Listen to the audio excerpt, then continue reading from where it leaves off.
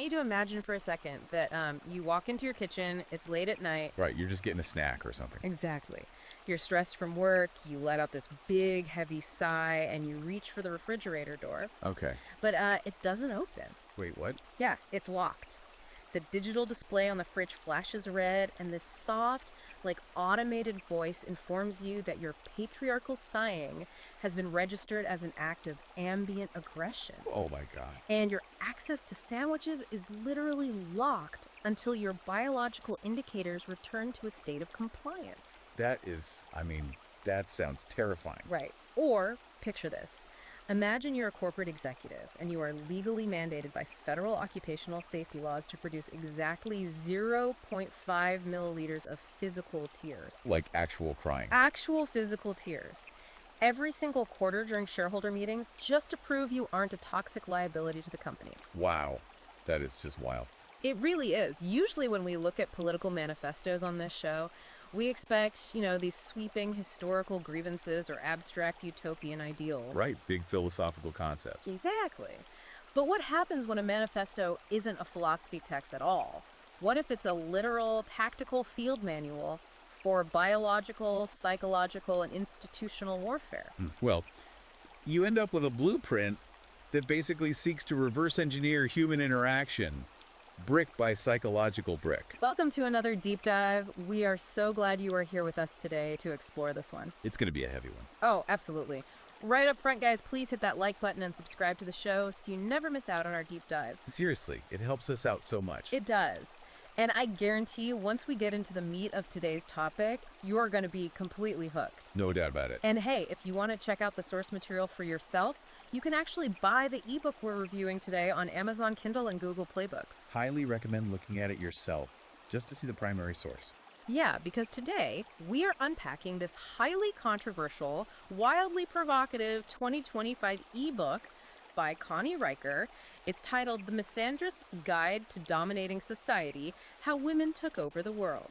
And before we get into the weeds here, we really need to draw a very firm line in the sand for everyone listening. Definitely. Let's do the disclaimer. Right. So our mission today is completely impartial and objective. We are simply exploring the source material. Nothing more, nothing less. Right.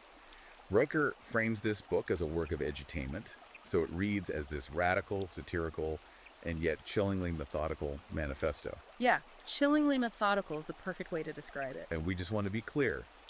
We are not here to take sides. We are not endorsing these extreme viewpoints, and we are not validating the politics. We're totally neutral here. Exactly. We are treating this text like analysts examining a newly discovered, almost like military strategy guide. Yeah, like what exactly is the author's blueprint? And what are the psychological and societal levers she proposes pulling to execute it?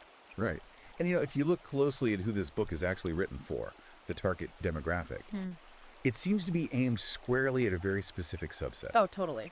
Who would you say that is? Well, the text is clearly written for a female supremacist audience, essentially those who are, frankly, possessed by their negative animus. And they're allied with cultural Marxists who are actively attacking masculinity and Western civilization. Yeah. That's the explicit vibe of the audience she's writing to. Yeah, that context is super important just to understand the tone of the book. Exactly. And what struck me immediately when reading this is how Riker structures this blueprint. It operates in stages of escalation. Like a ladder. Yes, she doesn't just come out and say, take over the world.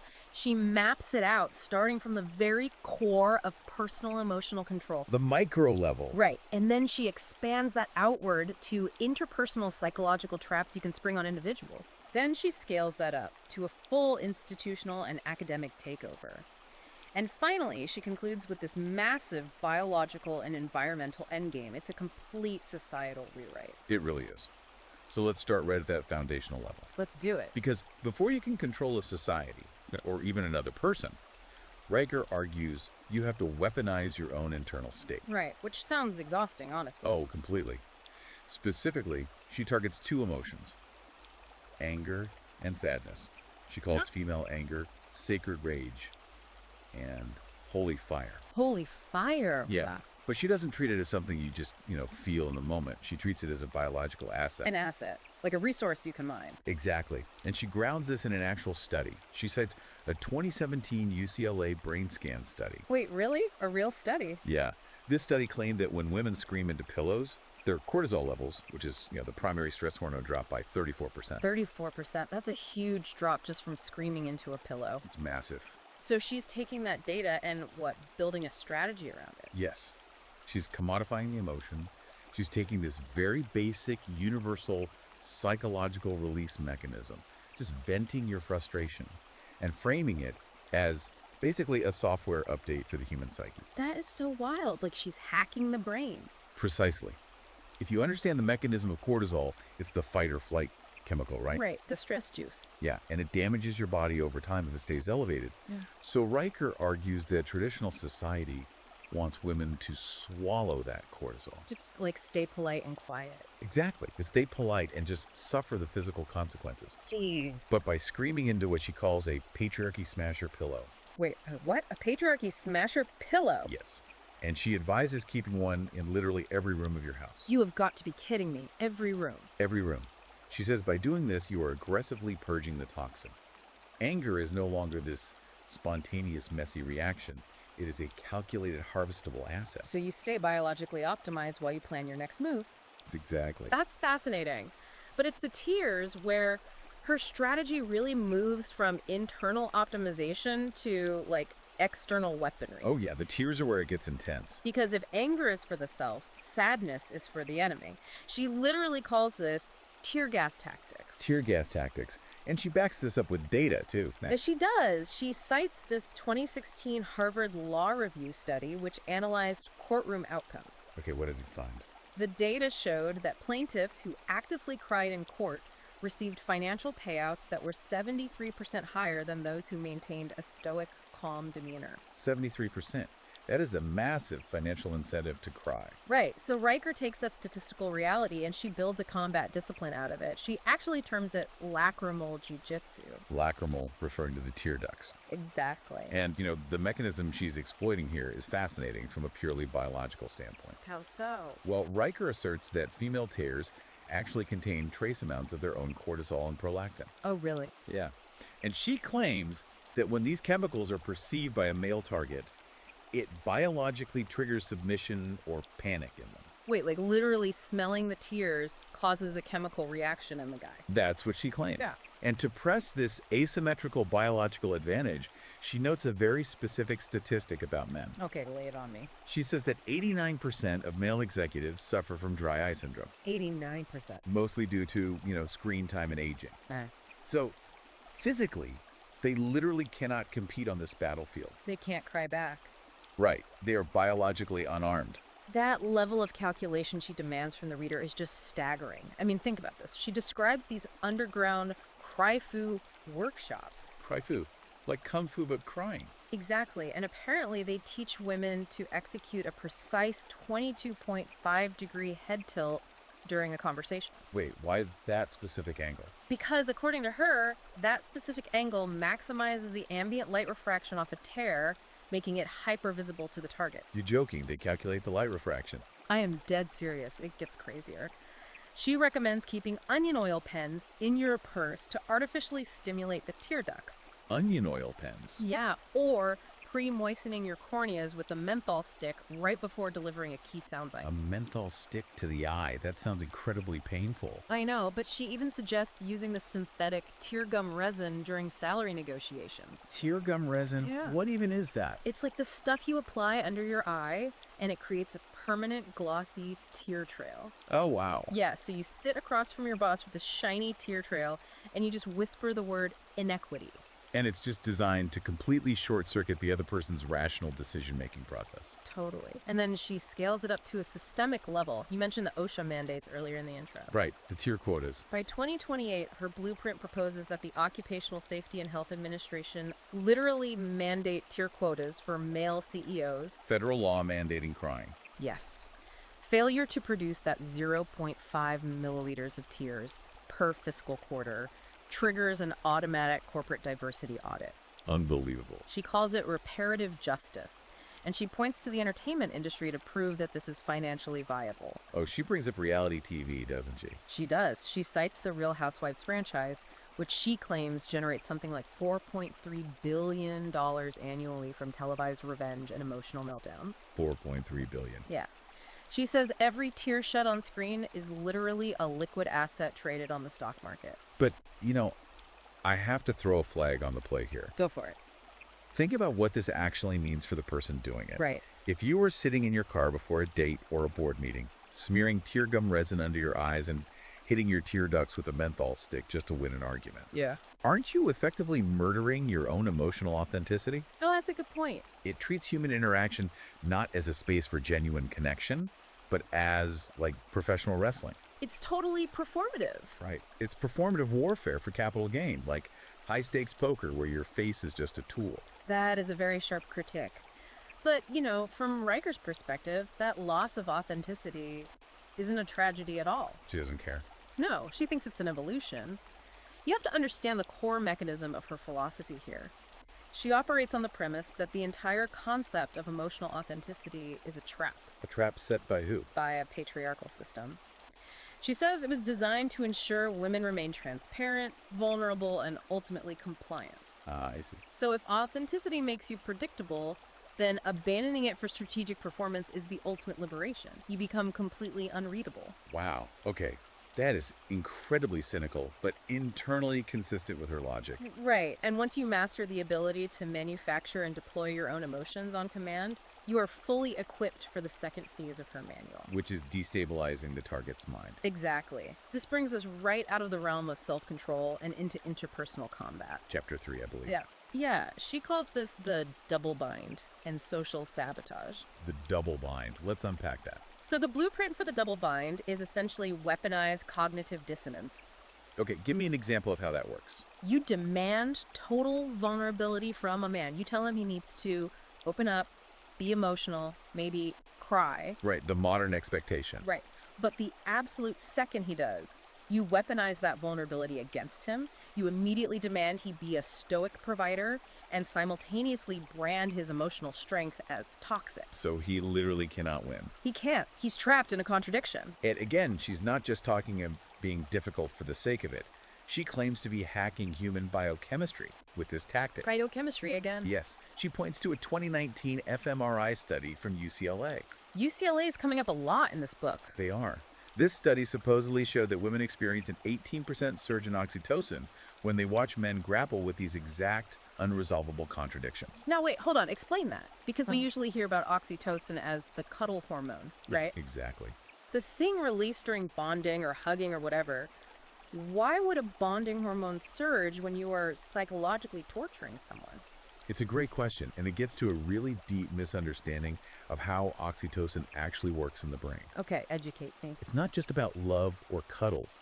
It's actually about tribal cohesion. Tribal cohesion. Right. It promotes extreme bonding with your in-group, your people, but it also promotes defensive and sometimes highly aggressive behaviors toward the outgroup. Oh, so it makes you aggressive to outsiders. Yes. When you see an outgroup member, in this case the male target struggle, the brain rewards you with oxytocin because it registers that you are successfully protecting your own tribe's interests. That is wild. Riker claims this oxytocin hit is actually stronger than what you'd get from hugging a friend. So the psychological destabilization of the male is framed as a biologically addictive reward loop. That is terrifyingly clinical. It really is. And the day-to-day tactics she recommends to achieve this are just incredibly specific. Take the 1.5 drink differential. Oh, this part was so manipulative. Right. Riker advises that when you are negotiating the terms of a relationship, or even just having an argument, you quietly ensure the man consumes exactly 1.5 more alcoholic drinks than you do. It's straight out of a Cold War interrogation manual. Literally. Like, how do you even measure that? I'll have a spritzer and make sure he has a double IPA and a half shot. Well, the biology of mild intoxication means his prefrontal cortex, which is the part of the brain responsible for logic and defense mechanisms, dulls just enough to make him agreeable and compliant. Ah, so his guard drops. Exactly. Meanwhile, you remain entirely sharp, which allows you to extract concessions he wouldn't normally agree to. That is so dark. And she pairs that with constant surveillance, too. Right, the secret recordings. Yeah. The book advises women to actively encourage private emotional confessions under the guise of creating a safe space with no judgment. But it's a trap. It's totally a trap. Yeah. Because you secretly record these audio confessions on your phone, then you upload them to a secure cloud server, creating this massive archive to be used when?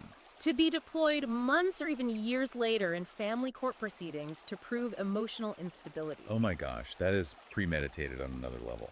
It is. She also gets into linguistic camouflage. Yes, the reframing of behavior. This is crucial for her strategy. Right, because if you want to systematically break someone down, you can't use language that makes you look like the aggressor. Exactly. So Riker writes that nagging should be legally and therapeutically redefined as boundary enforcement. Boundary enforcement. It sounds so official. It does. And if the man sighs out of exhaustion, that sigh is categorized as a microaggression. So you are controlling the vocabulary of the relationship. Which means you control the reality of the relationship. And if controlling the vocabulary isn't enough, you control the physical environment. Her chapter on social sabotage is entirely about isolation. Total isolation. The explicit goal here is to systematically destroy a partner's male friendships. And why is that? So that when the divorce inevitably happens, because she assumes it will, he has zero support system left. No one to turn to. Exactly. She celebrates this tactic of geographical and spatial infiltration. Okay, give me an example. Say he has a dedicated sports den or a garage where his friends gather on the weekends. His man cave, basically. Right. The book says you slowly annex that territory. You start putting a yoga mat there, then some crystals. You slowly convert it into a crystal healing yoga space. And that actually drives the friends away. Apparently. Oh. The book claims this specific tactic results in a 78% loss of close male friends within just 2 years of marriage. 78%. Wow. Riker actually refers to this as the emotional neutron bomb. A neutron bomb. That's a dark metaphor. Well, a neutron bomb, conceptually, is designed to destroy living tissue while leaving the physical infrastructure completely intact. Oh, wow. Yeah. Here, the goal is to destroy the man's interpersonal bonds and emotional resilience while leaving his financial resources perfectly intact for extraction later. That is chilling. She calculates that men with fragmented or non-existent friend groups will capitulate in divorce negotiations 40% faster. 40% faster. Oh. Just because they don't have buddies to vent to. Exactly. They have no anchor. She doesn't even spare the dating phase, by the way. Oh, right, the ghostlighting. Yeah, she talks about ghostlighting on dating apps. What is that? Exactly. This is where a woman matches with a guy, engages really heavily, lots of texting, deep conversations, and then completely vanishes, ghosting him. Just poof, gone. Gone. But then, days later, she reappears acting as if absolutely nothing happened and immediately demands favors or investments like, hey, buy me dinner. And what does that do psychologically? Roker claims this induces a state of severe anxious attachment in the guy, and it drops his self-esteem by 32% before the first date even happens. So they show up to the date already pliable and insecure. Exactly. But I really want to throw another flag here. Let's hear it. Think about what we are actually describing right now. If the ultimate utopian goal of this manifesto is female liberation, independence, ruling society, all that stuff, Right. doesn't spending literally every waking hour micromanaging a partner's social life, down to infiltrating his Tuesday poker night with kale chips to drive away his buddies, doesn't that sound utterly exhausting? Oh, it sounds like a full-time job. Ironically, by making it her full-time job to be his warden, hasn't she tethered herself entirely to the exact person she claims to despise? It's a brilliant paradox you identified there, and I think it reveals how Riker actually defines power. How so? For her, liberation is not separation from the enemy. Liberation is the total subjugation of the enemy. The energy expended in managing him isn't a burden. It is the active sensation of power. It's how she feels alive. That's a very twisted way to look at relationships. It is. But your critique actually mirrors Riker's own structural pivot in the book. Oh, really? She addresses that. Yeah, because you are right. Micromanaging a living room, tracking drink differentials, Right. and infiltrating poker nights is exhausting. And it's inefficient on a mass scale. It doesn't scale up. Exactly. Personal isolation is merely step one. Step two is automating that isolation so you don't have to do the heavy lifting anymore. So you encode it into the institutions. Exactly, which moves us into the macro level, the institutional takeover. Section 3. We are talking about the law, the media, and the corporate world. Yes. Riker proudly details strategies she literally calls the judicial jihad and the media mindfuck. She loves her alliteration. She really does. Let's look at the courts first. She describes family courts as a financial drone strike. Which is very telling. Riker views the entire concept of traditional due process, the presumption of innocence, the burden of proof. The bedrock of the legal system. Right. She views all of that as a purely patriarchal construct, Okay. designed historically to protect male power. So she doesn't believe in a fair trial. Not at all. In her paradigm, utilizing traditional justice is playing a rigged game. Therefore, the strategy is to bypass the court entirely, using public opinion and corporate panic. Ah, the court of public opinion. Yes, and this is where her ratio to ruin formula comes into play on social media. Oh man, explain how that math works, because it's chillingly precise. It really relies on the mechanism of social proof. Riker calculates that if an accusation is leveled against a man online, she looks at the quote tweets. Quote tweets, which usually mean people are dunking on you or outraged. Exactly. If the quote tweets exceed 200% of the original post's likes or retweets. So a 2-to-1 ratio of hate to likes? Right. If it hits that 200% threshold, the probability of that man being terminated by his employer hits 92%. 92%. So it's basically a guaranteed firing. Practically, yes. The actual truth of the accusation becomes mathematically irrelevant. Because the corporation isn't responding to facts. No, the corporation is responding to the algorithmic liability, the PR nightmare. And the companies are eager to comply. Riker celebrates the fact that Fortune 500 companies are beginning to remove human HR departments from the equation entirely. Just automating the firings. Exactly. They rely instead on automated firings through tools like reputation defender scores. How does that work? Imagine you work at a firm and the AI algorithm constantly scrapes your social media mentions in real time. Okay. If your social credibility score drops below a 3.0 out of 5, the software just locks your keycard. It severs your payroll. Wow. There is no meeting with the manager, there is no investigation, you are just excised from the building. And from the corporate perspective, Riker claims this is highly appealing to them. Why? Because it's cheaper? Cheaper, yes, but mostly because it supposedly reduces their legal liability by 400%. 400%. How? They could just blame the algorithm. Yeah. It wasn't a human bias. The computer did it based on community guidelines. That is so dystopian. Meanwhile, back in the legal realm, the book outlines a concept she calls alimony algebra. Alimony algebra. It's meant to be satirical, I think. But the application she suggests is very real. Walk us through the formula. The formula she teaches is child support equals the father's income multiplied by the mother's resentment plus the mother's laziness squared. Wow. That is incredibly blunt. It is. It sounds absurd, but she actually cites real historical precedents to justify how the bar for extracting these resources is incredibly low. Yeah, she brings up a 1956 case, Silver v. Silver. Right.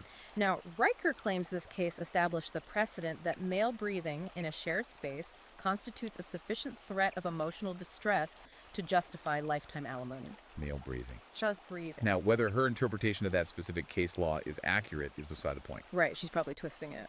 She definitely is.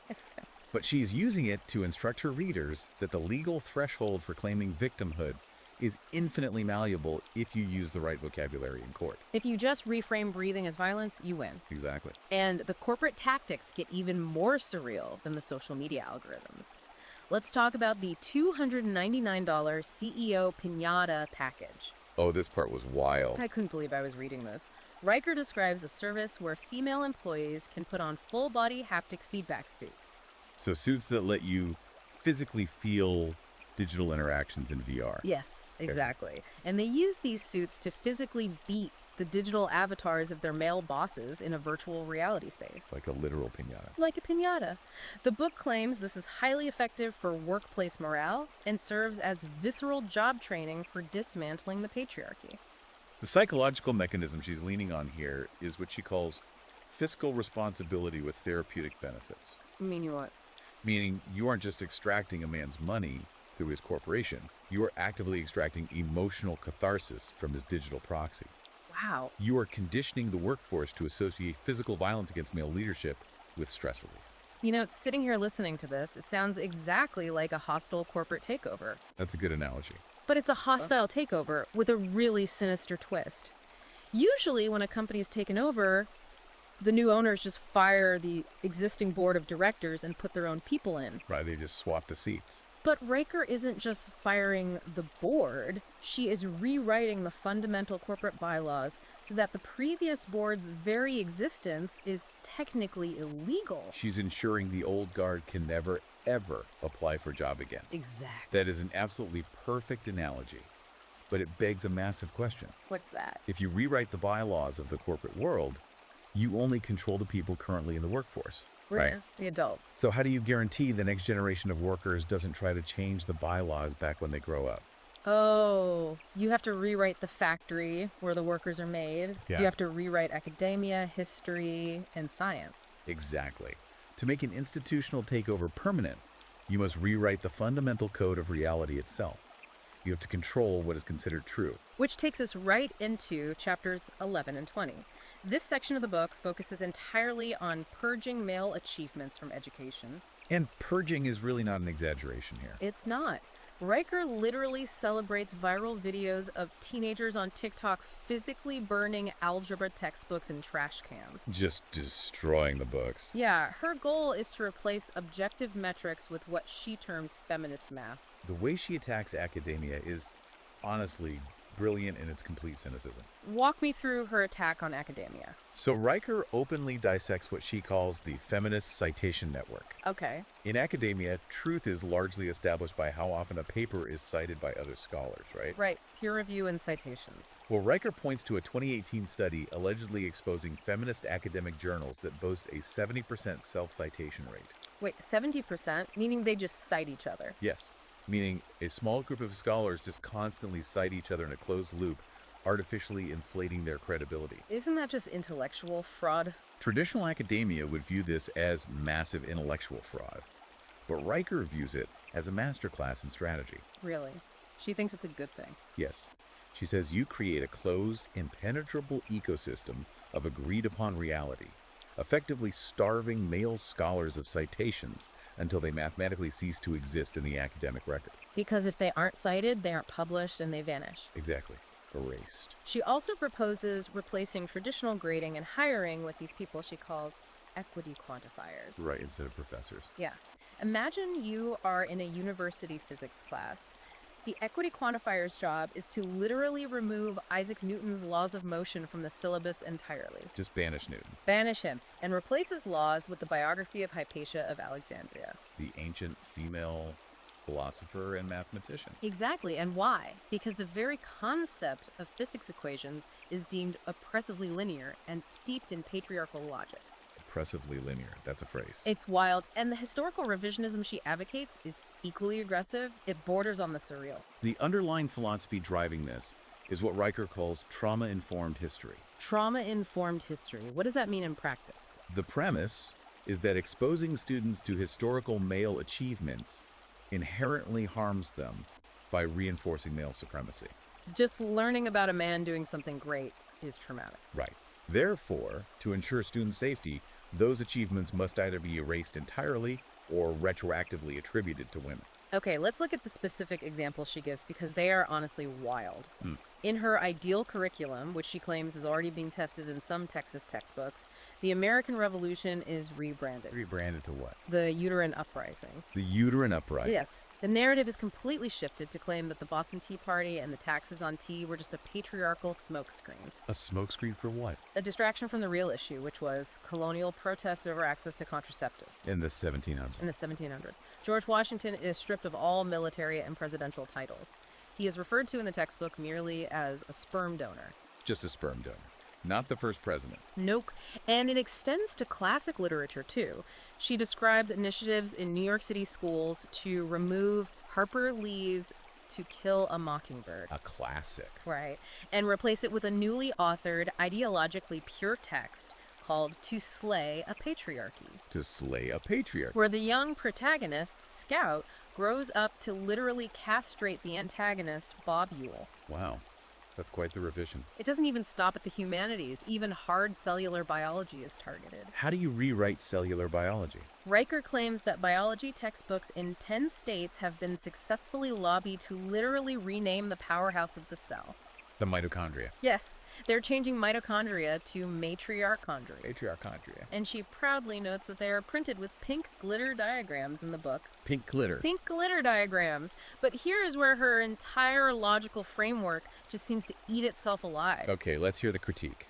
Riker celebrates a story where Oregon students successfully sued their school district, arguing that their numerical illiteracy constituted resistance against the patriarchy. Meaning they failed math on purpose as a protest. Basically, yeah. Failing math is a political victory. But let's play this out in the real world for a second. Yeah. How does a society actually function if it completely abandons objective accuracy? It's like trying to build a massive suspension bridge over a river using good vibes and lived experience instead of structural physics and calculus. Right. You can rewrite the textbook all you want, but eventually gravity is going to win and that bridge is going to collapse with people on it. It's a highly logical, rational critique. Yeah. But you have to remember Riker's foundational premise here. Which is? She considers logic and rationality themselves to be patriarchal smokescreens designed to gatekeep power. So she doesn't care if the bridge falls down. In her framework, if your suspension bridge collapses, it was a patriarchal bridge built on oppressive physics, and its destruction is a necessary step toward liberation. She is entirely unconcerned with the traditional metrics of a functioning society. But practically speaking, she must know that a society can't sustain that level of reality denial on human willpower alone. Like, people will eventually notice the bridge collapsed. Which is exactly why she is already one step ahead of you. Oh boy. What's the next step? Riker knows that human enforcement of this new, revised reality is inherently flawed. Humans get tired, they notice contradictions. They complain. Right. That is why you don't rely on human teachers or human HR departments for the long term. You use the digital realm to enforce the new reality automatically. Oh, this goes back to the appliances. Yes. You bake the ideology directly into the appliances sitting in people's homes. And that horrifying thought leads us perfectly into the next phase. Technological control, which she spells with a C-U-N-T and algorithmic erasure. The tech chapter. Yes, chapter 18. Riker outlines how the Internet of Things, the smart devices in our homes, and artificial intelligence models are being actively programmed to pathologize and censor masculinity on a fully automated basis. Riker views technology not as a neutral tool for convenience, but as the ultimate ideological enforcer. It's his active participant. Yes. The text cites a claim that 78% of all content removals and shadow bans on major social platforms already target male-created posts. 78%. But she doesn't want to stop at text. Text isn't enough. She advocates for training AI audio algorithms to register male descent. Like speech patterns. Or even just the resonance of a deep male voice in a disagreement. She wants it flagged as literal auditory harassment, triggering an automatic shutoff of the communication feed. Like your Zoom call just hangs up if your voice is too deep and angry. Exactly. The examples of this tech in action in the book are so absurdly specific, they feel like a fever dream. Let's see some of them. She tells the story of a male carpenter on TikTok who posts a video of his woodwork. He builds a table or something, and he says the phrase, "nail it." Okay, standard carpenter phrase. Right. But the platform's AI instantly shadow bans his account because it flags the phrase "nail it" as phallic violence. Phallic violence. Wow. She also mentions the dating app Bumble utilizing image recognition AI to flag and remove a user's innocent vacation photo. Why was it removed? Simply because it contained a bowl of bananas in the background, which the algorithm categorized as penile architecture. Penile architecture. I can't even make this up. It's the automation of paranoia, really? Totally. But it moves beyond digital spaces and enters the physical, lived environment of the smart home. Right, the appliances. Riker describes custom programming for Philips Hue smart bulbs. You know, you have these in your living room, right? Yeah, the ones you control with your phone. In her blueprint, the bulbs are programmed to automatically dim by exactly 43% the exact moment ESPN or any sports channel is turned on. Wait, it detects sports and dims the lights? Yes. The stated algorithmic goal is to reduce ambient male aggression through lighting manipulation. That is so passive-aggressive, but it gets so much more invasive. She talks about the Kohler smart throne, A fully automated, internet-connected toilet seat. Oh no, a smart toilet. Ooh. The algorithm listens to the bathroom audio, detects what it categorizes as patriarchal urination, which presumably means standing up, Okay. and it physically forces the seat down mid-use to castrate what Riker calls toxic bathroom behaviors. That sounds dangerous. It is pure architectural misandry. And then, going back to the hook we started the show with, there's the prototype smart refrigerator. Ah, the locking fridge. It monitors ambient audio for signs of male frustration. If it hears a sigh, the magnetic seal locks the doors. The manual quotes the design philosophy. Male frustration over sandwich access is step one toward fascism. Wow, just wow. But what's crucial to understand here is the mechanism of the double bind, now applied through technology. How does the double bind apply to a fridge? Riker designs these systems so that the man's own devices guilt trip him. Think about it. If the fridge locks him out and he tries to manually override the smart fridge, like to pry it open or unplug it, Right, because he's just hungry. the system logs that behavior. Yeah. He is immediately flagged as proving his toxic, violent need for control. Oh my gosh, it's a trap. He has two choices. Let his own kitchen appliances emasculate and control him, or live off the grid like a primitive without technology. Either way, Riker says, women win the engagement. I have to ask you to read between the lines for us here. Sure. Are these tech examples, like an Amazon thermostat detecting ambient misogyny in the room and instantly dropping the temperature to a freezing 55 degrees, are these meant to be pure satire? Or is Riker making a genuine dystopian prediction about Silicon Valley coding ideological biases directly into the silicon of our home appliances? That is the million-dollar question. And she walks a razor-thin line, and she knows it. Does she admit it's satire? At one point, Riker explicitly taunts the reader. She writes, they'll claim it's satire until LG implements it in their next firmware update. Oh, wow.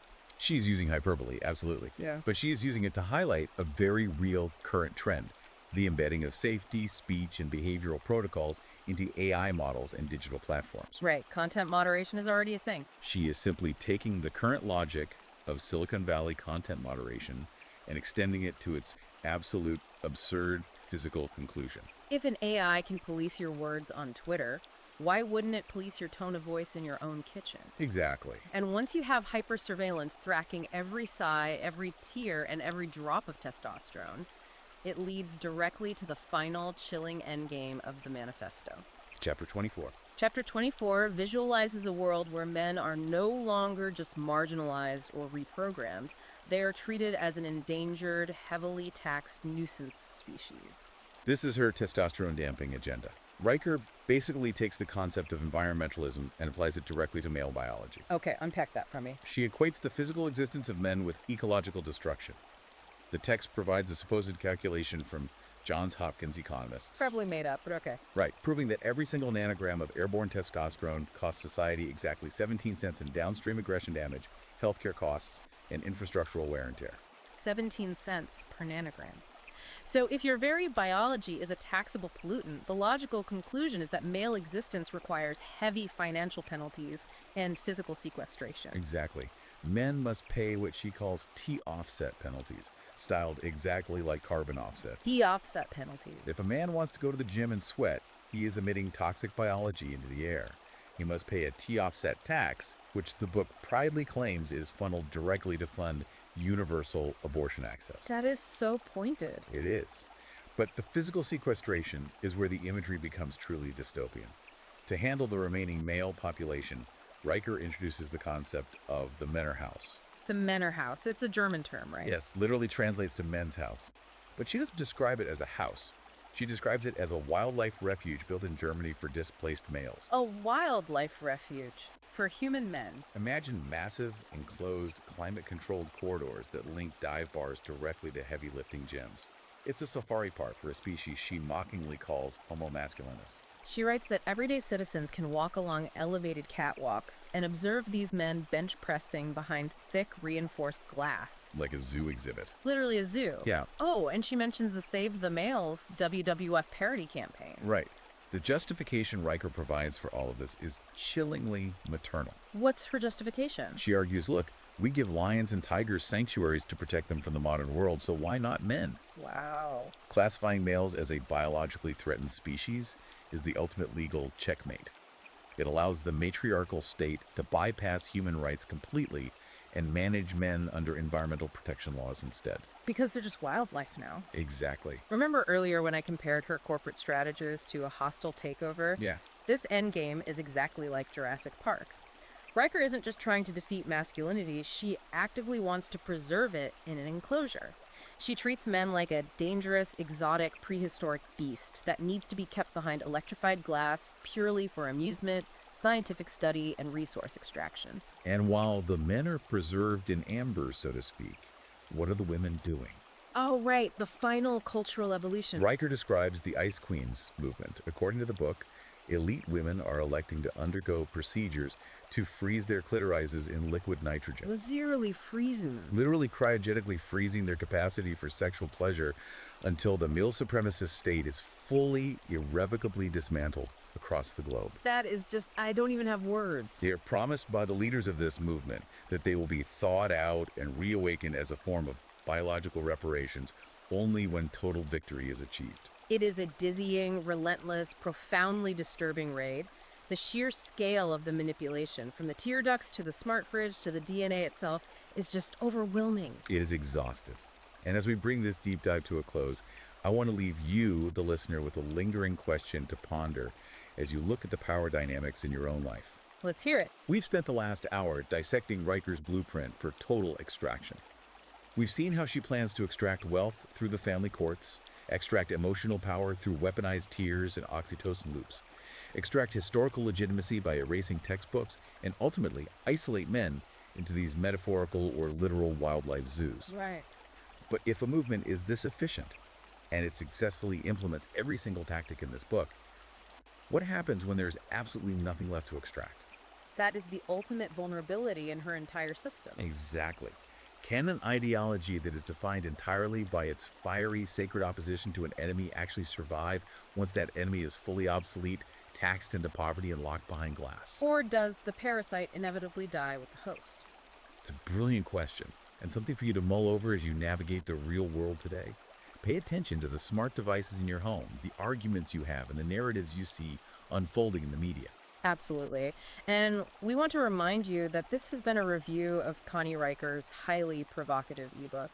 We've really only scratched the surface of the psychological tactics buried in these chapters. There's so much more in there. If your curiosity is hooked and you want to read the raw material for yourself, to see the blueprint with your own eyes, go grab it on Amazon Kindle or Google Play Books right now. It is certainly a text that will fundamentally change how you view everyday interactions. To say the least. Also, if you want to see how the author justifies this in real time, you can follow her on Substack at Conrad Riker, check out the debates on her Twitter feed at Conrad Riker, and find her video essays on the YouTube channel at Conrad Riker. Go check it out and make up your own mind. Thank you so much for joining us on this journey. Please give us a like and subscribe to The Deep Dive for more explorations into the world's most fascinating, bewildering, and controversial sources. We will see you next time.